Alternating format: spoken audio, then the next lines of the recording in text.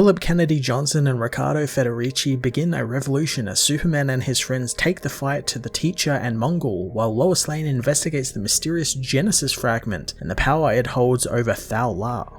Philip Kennedy Johnson returns us to the WARWORLD saga this issue with an installment that opens the door to what the mysterious Genesis Fragment is and what type of power it holds. I enjoyed the very brief bit of history we got on the Philosians at the beginning, with Lois sort of researching them for a story she's probably going to be writing, and getting to learn a bit about their culture was really quite cool, and what made them sort of a mystery to the Kryptonians was really quite cool. I thoroughly enjoyed Superman getting another fantastic moment to inspire those around him to rise up against Mongul's tyranny and prove that it's not just the powers that make the Man of Steel the Man of Steel. Clark also battling OMAC and being able to understand why the hero turned on him was really quite a fantastic plot point, and felt like a total Superman moment, because he's not trying to beat the enemy into the ground, he's trying to convince them that their way is wrong, and what he did with OMAC was totally that. The return of Thal-La and her side of the story on Earth was a very welcome addition to the issue, and finally we're getting to see what John Henry Irons has been up to. It's a character I very much was hoping to see again, being that Natasha Irons is involved, and I like that he's been given a rather integral role in the story as a protector and an investigator and scientist of the fragment, so I'm intrigued to see how he's going to play into the back half of this event. Riccardo Federici returns with some more just immaculate artwork that continues the great Conan, John Carter vibes of the book, depicting the battles with a great flow and scale, and focusing on the character and plot developments at just the right amount of time. Action Comics issue 1042 was another epic installment in the WARWORLD saga, beginning Superman's revolution with a bang and giving Lois Lane and even John Henry Irons some integral pieces of the plot to play with. I'm going to give this issue a 10 out of 10. Action Comics issue 1042 finds Lois keeping an eye on Thal-La, writing up a report on the Philosians and how 3,400 years ago a controversial Kryptonian scientist named Thalkus Salary was assassinated and his 40,000 followers left the planet Krypton, disappearing into the cosmos to become nothing but a mystery. John soon finds his mother, apologizing for startling her. Lois knows he didn't, she was just keeping an eye on Thal-La while she writes. John wishes that he wasn't so rough with the Thalosian, but Lois knows they understood, and how else was he supposed to feel, since he thought that she was one of Mongul's people and that she was going to kill his father. Lois knows the woman didn't have a choice in who she worked for, as suddenly something happens to the woman in the stasis tank and she begins seizuring. Kellex tells the Kents that her powers have been flaring up for days now, and her initial injury was caused by overexposure to Genesis energy, and she appears to be in withdrawal from it. Kellex thinks that they could possibly stop the seizures she's been having with some limited Genesis exposure. John knows that the orphan box was blown up, and Clark never told anyone where he hid the Genesis fragment, but Lois thinks she knows where it is, telling Thal-La to hang in there, since while Clark is saving her whole world right now, she was entrusted to them and she won't let her down. Superman meanwhile battles the Warzoons alongside Midnighter as the prisoners open the other cages for the other prisoners. Superman beats down one of the fighters, telling him his iron belongs to him now, wanting him to leave it where it is and get up since they aren't enemies. Teacher arrives, finding it convenient Superman chose this moment to reveal his would-be revolution. Superman tries to get through to OMAC, telling them that they will never get what they were promised. OMAC wonders how he knows what they were promised, but Clark can only think of one thing that the being would want, and would have gotten them to turn on them. Teacher tells OMAC to break Superman while he deals with the others.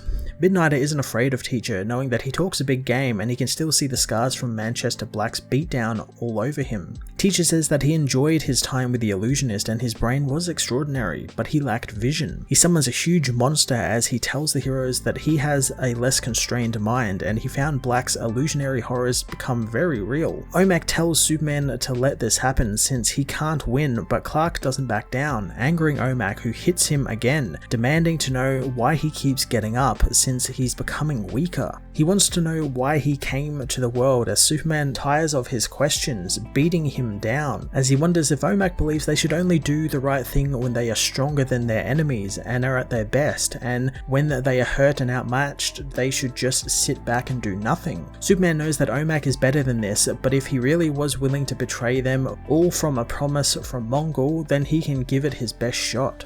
Nat tells Othel and Osel to hide, but Teacher knows there is nowhere for them to hide and they should be grateful for their time he gave them, since he would rather have killed them all in the arena. Midnighter thinks that he talks a lot for a lackey who thinks he should be boss, but Teacher knows he stands where he should, in the shadow of the throne of WARWORLD, and every living thing on the planet is his to dissect, kill, rearrange, and unmake and make anew. Krillex is thrown down onto the ground as Teacher tells him that while Mongul savages kill each other with stones and clubs, the answers to the space, time, life, and death are within his grasp. Superman saves Krillex from the monsters stomping on him, knowing that Teacher is more of a problem than he remembers, as Krillex knows that he's an arrogant fool and he's given them a way to win since he brought one of his devices that power him. Krillex knows that he uses the orphan boxes to control the unmade and open doorways to anywhere on WARWORLD, and if they get one of them, they can win the war. OMAC blasts the heroes, blowing up the building behind them as he says that he is impressed with how frustrating Superman has become these days. Superman thinks that WARWORLD has given them plenty of practice at it, attacking OMAC and ripping the exoframe from him, telling him to stay down.